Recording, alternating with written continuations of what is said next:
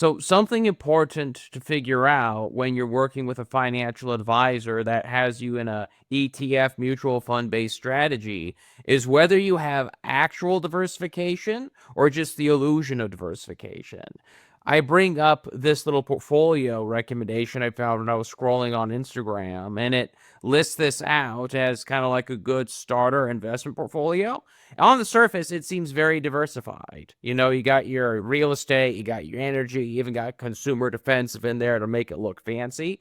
But when you really do some digging and look at what it's invested in, the majority of the money is going into essentially just the S&P 500, just a slightly different tweak on it. VTI and VOO, that's pretty much S&P 500.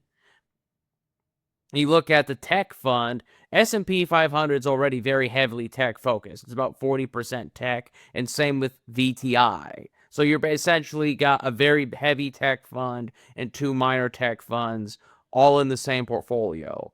This is not that diversified. Could you be doing worse things? Most definitely. But this is not nearly as diversified as it can reasonably be. It is just the illusion of diversification. Frankly, if you're going to be basing something off the S&P 500, you either just get one S&P 500 fund and be done with it, or if you have the resources, you do what we do at Confluent, where we just buy the companies on the S&P 500 directly and avoid the middleman. This way, it's much more optimized and gives you much better growth potential because we're cutting out all the loser companies that, quite frankly, don't contribute to the growth. And it reduces fees because now you're not having to pay the fees for having mutual funds and ETFs. If you want to see how we can be doing that for you, DM me. We'll be more than happy to talk.